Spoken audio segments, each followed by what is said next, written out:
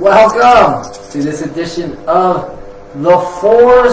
It's another edition where I'm going to demonstrate 4 stretches you should do before every walk. So that doesn't matter if you are sedentary, you have ambulatory difficulties, or you're very mobile like myself. We try to really make this really inclusive. It's 4 stretches you should do to prep before you walk. And again, I'm your host, Jesse Sawyer, nationally recognized inclusive fitness trainer, Silver Sneaker Flex instructor, and you can find out more about me. Visit my website, www.jessesawyer.com, and you can catch more episodes like this. 4 different exercises that I show might be just to strengthen your muscles, to strengthen your back, and in this time, it's to prep you for that walk. Now, prepping you for that walk, there's a lot of different things to prep you for. One, you gotta have your sunscreen, right? You gotta have your shades, you gotta have those sunglasses, right? Those stunner shades. Maybe you have that hat, and you have to have some breathable attire and really good shoes. But you also need to prep and warm up those muscles, prime those muscles for an effective and efficient walk. You want to get yourself some juice, right? Yeah. So we got to get those legs, we got to get those backs, we got to get those arms, we got to get those calves, we got to get those hamstrings, we got to get the pelvic, we got to get those glutes all ready and lengthened and properly flown. Now how do we do that? Well, we got to go over a few things first. If you have any lightheadedness, pain, dizziness, discomfort, or fatigue, hit the pause, come back a little bit later. Same thing if you're out there and you're about to do your walk. The other thing is that virtual liability. You should always consult with your physician before engaging in any physical activity program. By participating in this online exercise link with me, you assume all those dangers, hazards, risks of such participation. Exercises demonstrated by the instructor in this online class can be demanding. If you're able to safely perform these exercises, please modify them or choose a different set of exercises. Now, if you can't do these, you probably shouldn't be doing that walk out there either, because, hey, they're to warm you up, they're to prep you, they're to get you flowing, they're to get those muscles energized, the oxygen pumping, and that blood again flowing, again priming you for that walk. 4 different exercises. I know, I'm all hyped up just for a walk, right? Whew. The other thing, virtual liability. You should always consult with that physician, right? Always, always, always. Number 2, breathe, inhale, exhale, right? I think that's number 4, maybe, or 3. Number 2, right? I can't see you, I can't hear you, so please pay attention to form, pay attention to me as I demonstrate these exercises to you. I really need you to mirror me throughout, and then move at your own pace, move at your own comfort level. And if you can't do the stretch fully and capably like I'm doing, that's okay. Just modify it and do the best you can. 3 is that breathe, right? Inhale and exhale, make sure. 4, ready to proceed to exertion. It's a 1 through 3, right? We're just going to be stretching. Not anything extensive, but somewhat difficult. And then 5, hydrate throughout if you need to. You should have that water bottle because you're prepared to do that walk, and you should be energy flowing. So the first exercise is going to be a standing hamstring stretch.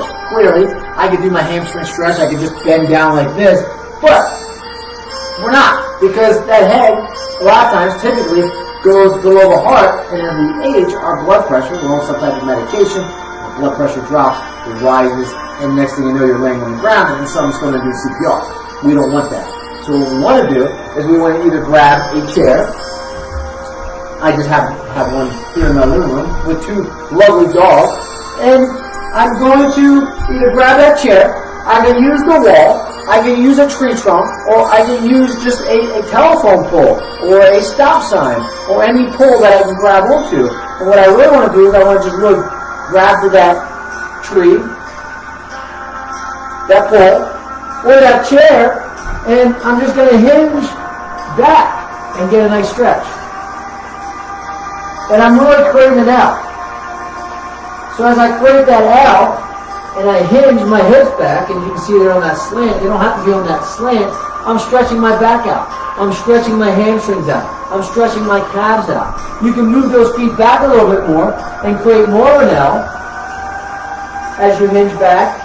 And again, as I do this, I keep my head where? It's above my heart. As you can see, it's not dipping below my heart because my hands are preventing it from going below. Now, you can do the exact same thing again from a telephone pole, or you can just grab a wall as you're walking, and you can put those hands up against that wall and just bend and hinge. And not only are you getting a nice good stretch on your back, but you're also getting a stretch on those hamstrings as well. and then that upper back. So again, it's a standing hamstring stretch. You're also probably going to feel some of that back. You're also going to stretch some of that chest muscle out as well, and it's going to really prime you for that walk, that you're going to be taking, maybe with a few friends or by yourself, and we want to make sure that you're safe along the way as you're doing that. Again, break that L and hold that for about 30 seconds, and do that about 4 to 5 times as you're going through these different stretches. The next one, we're going to do about 5 to 10 reps, and we're going to do a chest expansion and an upper back modifier. So chest expansion, upper back modifier, 5 to 10 reps. So I'm going to show you that. So we want to just kind of take those hands down to the side, and we want to keep those thumbs down. So you see how my thumbs go down? I'm going to just reach back, and I'm going to try to interlock those hands. And then I'm going to lift those hands up, and keep my chest up at the same time. So I'm getting a nice stretch here, just like this. Nice inhalation. And then a nice exhalation as you come forward. Grab a wrist, like this, and a nice bear hug. And reach. Take them back again.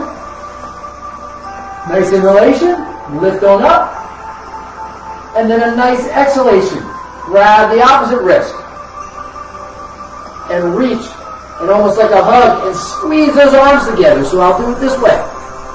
Take them back, thumbs go down, interlock, lift up those arms, nice inhale, and then a nice exhale. Reach forward, grab, and squeeze together. So I'm squeezing together now, lifting up.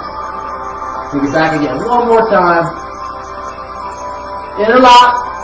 Thumbs are down, lift that, chest goes up, head goes high, nice inhalation, and then reach forward, grab the wrist, put them together.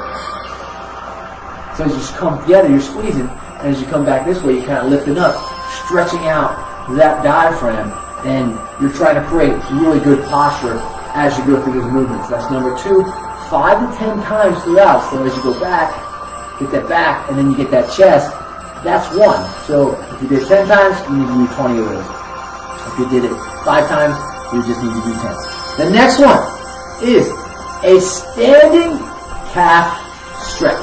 Alright, so one of the better ways to do a calf stretch, one, you can clearly put your feet up and stretch, but I'm going to do this from a standing position on the side view, so that you can see my side view. I'm going to take, this will be my left foot, I'm going to step on out with it, and I'm going to slightly bend that right foot. As you can see, it slightly bends, and I'm just going to slide my hands. I'm going to hinge again at those hips, and I'm going to slide down, and I'm going to try to touch that toe and pull back. Now look at my head, right? Look at that angle. Now some of you might not be able to do that. You might have to go like this and get the stretch. That's okay. You don't have to go the whole way down. Some of you might not be able to go the whole way down. You might have some discomfort in the back. You might have some arthritic conditions. You might have a hip replacement. You might have a knee replacement. But if you can, you want to try to grab it and reach. The other thing you can do is you can grab a towel. Put a towel or a shirt and pull and reach. But you want to do that side. About 15 to 20 seconds. Hold that for that static stretch. And then you want to flip the sides and do the other side. So if I flip the sides, I would take that right leg out. I would slightly bend that left, which you can't see. And I'm just going to slide down again. Hinging at that hip. And I'm trying to grab there. And I'm looking ahead. So I'm not dropping my head down where the head has the propensity to go below the heart. I'm trying to keep that head up on that nice angled neutral position. And I'm pulling those toes back. And if I can't pull those toes back, then I just go to this position. Again, and I hold it. The key is to get that bend, and hinge here at those hips. Another excellent exercise for you to prepare yourself for that walk. And then number 4, standing or seated. Seated is a great way to do it. It's a good old pigeon pose, which if you take yoga, you will know exactly what that is. The glutes are one of the strongest muscles, if not the strongest muscle, in your body. And then we want to get that engaged and the pelvic area engaged as well. So how do we do this in the seated position? Well, you take that leg and you bring it up here and you rest it like that, right? You're stretching it out. You can also pull it in, rest it on that chair. Better position to do it, kind of rest it up here, get on that angle, and you just take your hands like this. You can always lean forward and push down, as I am. I'm pushing down on that hip, and I'm just kind of holding myself in that pose. Now again, this is a little more difficult position for some individuals, especially if you have maybe form a hip replacement, maybe a knee replacement, or you're having some difficulty. However, effective and efficiently walking is getting that glute prepared and stretched out and ready and activated so that you can be effective and efficient.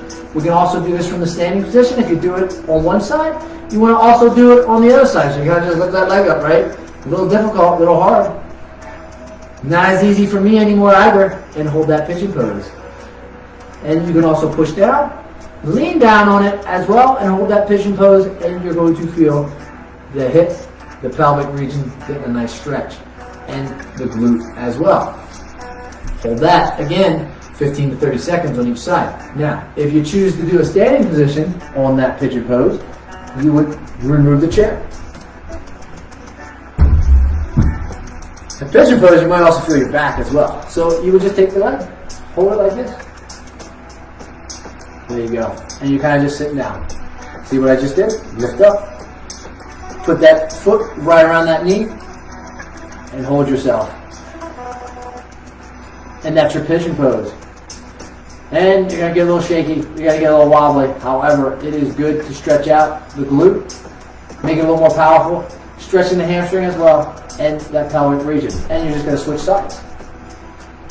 Put those hands together. Now, if you need a chair to hold onto a chair, you can always use that chair. You can always use a wall. You can always use a telephone pole, a street sign, stop sign. You could also use a wall. Wherever you might need to use a bench to kind of hold yourself up and give you some support. But again, you're getting the pelvic, you're getting the glute, and you're staying on one leg as well. So there you go. Hope you enjoyed this, my friends. 4 to 5 minutes walk ride. 4 stretches that you should do every time before you start a walk. And there's an extra one too. There could be a lunge as well in there where we really stretch out of here. But I'm not getting on the ground today. That is another day. Peace, my friends. Beamer, Lincoln, they said I'm out. Have a great day. Get that walk on. There you go. Peace.